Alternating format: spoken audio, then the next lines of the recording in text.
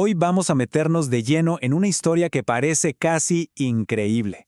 Vamos a desgranar cómo el país con las reservas de petróleo más grandes del planeta logró lo impensable, desmantelar por completo su industria más importante. Y ojo, no fue por accidente. Fue el resultado de una serie de decisiones que chocaron de frente con la lógica, la física y la economía. Para entender la escala de lo que estamos hablando, empecemos con este número. 300.000 millones de barriles. Esas son las reservas de petróleo probadas de Venezuela. Son las más grandes del mundo. Es una riqueza que cuesta hasta imaginar, ¿verdad? Y claro, esto nos lleva directamente a la pregunta del millón. ¿Cómo es posible que un país sentado, literalmente, sobre un tesoro de ese calibre, terminara en un colapso energético total y con una pobreza masiva? ¿Qué fue lo que salió tan, pero tan mal? Bueno, para entender el derrumbe, primero tenemos que ver cómo se construyó ese edificio tan imponente. Así que, primera parada, ¿cómo Venezuela llegó a ser una verdadera potencia petrolera? A ver, la industria venezolana no apareció de la nada. Fue construida pieza por pieza con tecnología, capital y, sobre todo, conocimiento estadounidense. Fueron empresas como Exxon o Chevron las que trajeron la ingeniería para perforar, la tecnología para refinar el crudo pesado venezolano, que es bien complicado, y montaron todo un sistema logístico que funcionaba como un reloj con la costa del Golfo de México. Entonces, y esto es clave, cuando el Estado venezolano crea PDVSA en 1976, no empezó de cero, para nada.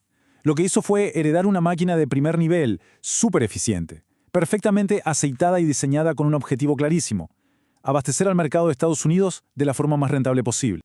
Pasemos ahora a la segunda parte, porque aquí es donde la geografía y hasta la química entran en juego. Hablemos de por qué Estados Unidos era sin discusión su mercado natural. Miren, la lógica era aplastante. Era pura física y economía. El crudo de Venezuela es pesado, muy denso, y resulta que las refinerías de la costa del Golfo de EEU estaban hechas a medida para procesarlo. Además, estaban ahí al lado. Eso significaba costos de transporte bajísimos, tiempo mínimo y pagos seguros en dólares. La alternativa, mandar ese mismo crudo a Asia, eso implicaba semanas de viaje, una flota de barcos enorme, tener muchísimo capital inmovilizado y, por si fuera poco, un riesgo geopolítico mucho más alto. La elección era obvia. Y aquí es donde la historia da un giro de 180 grados. A partir de 1999, llega al poder una nueva ideología política que decide, de forma deliberada, ignorar toda esta lógica técnica. Entramos en la fase de la ruptura. El gobierno de Hugo Chávez empezó a tomar una serie de acciones que fueron como dinamita para los cimientos de la industria. Se rompieron contratos, se expropiaron activos sin pagar lo justo y, quizá lo más dañino de todo, se politizó PDVSA hasta la médula. Entre 2002 y 2003 hubo un despido masivo de miles de técnicos, ingenieros y gerentes, gente que sabía lo que hacía. ¿Y quién lo reemplazó? Militantes leales al gobierno. Básicamente se cambió el conocimiento por la lealtad política. Pero el cambio no fue solo de personal, el modelo de negocio entero se fue por la borda. En vez de vender el petróleo en el mercado internacional para obtener dólares frescos, se empezó a usar como moneda de cambio. Se intercambiaba crudo por comida, por servicios médicos o simplemente como favores políticos a países aliados, sobre todo a Cuba. El crudo salía, sí, pero no entraba el dinero necesario para mantener y reinvertir en esa infraestructura tan compleja. Y bueno, ¿cuál fue el resultado de darle la espalda a la realidad? Las consecuencias fueron directas y se pueden medir. Veamos el colapso productivo en cifras. Los números son brutales. A finales de los años 90, Venezuela estaba produciendo más de 3,5 millones de barriles al día. Hoy, esa cifra no llega al millón. Es una caída de más del 70%. Una destrucción de capacidad productiva que sinceramente no tiene precedentes para un país que no está en una guerra. Claro, esa caída en la producción no es un número abstracto en una hoja de cálculo. En el mundo real se ve así: campos petroleros colapsados, pozos abandonados, oleoductos oxidados y corroídos por la falta de mantenimiento, y refinerías que simplemente se cayeron a pedazos. Sin la gente que sabía operarla y sin dinero para reinvertir, la maquinaria física de la industria literalmente se pudrió.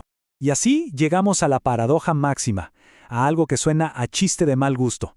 El país con la reserva de petróleo más grande del mundo no solo ya no podía exportar como antes, sino que ni siquiera podía refinar lo suficiente para su propia gente. Tuvo que empezar a importar gasolina. Impresionante. Ahora vamos a hacer un cálculo. Un ejercicio muy simple, pero que creo que pone en perspectiva la verdadera magnitud de la riqueza que se evaporó y lo que pudo haber sido. Volvamos a nuestro número inicial, a la base de todo, los 300.000 millones de barriles que están bajo tierra. Ahora, pongámosle un precio. Y seamos conservadores, ¿de acuerdo? Digamos $100 por barril. Eso nos da un valor potencial total de 30 billones de dólares. Es una cifra tan grande que es difícil hasta de procesar. 30 billones. Bien, ahora hagamos la última parte del cálculo. ¿Qué pasa si dividimos esa fortuna teórica entre la población del país, que son unos 30 millones de personas? El resultado es $1 millón. $1 millón. Ese era el potencial de riqueza para cada hombre, mujer y niño de Venezuela. El tesoro que tenían bajo sus pies. Y sin embargo, la realidad es todo lo contrario. Es la antítesis de esa promesa. Pobreza masiva, millones de personas huyendo del país, un sistema energético colapsado y una infraestructura en ruinas. Todo ese potencial se quedó en eso, en potencial. Al final, creo que esta frase resume la lección de toda esta historia a la perfección. El petróleo es una realidad física. No se refina con discursos políticos, no se transporta con eslóganes y definitivamente no se produce con militantes. Requiere ciencia, ingeniería, capital y sentido común. Así que cerramos con esta pregunta en el aire.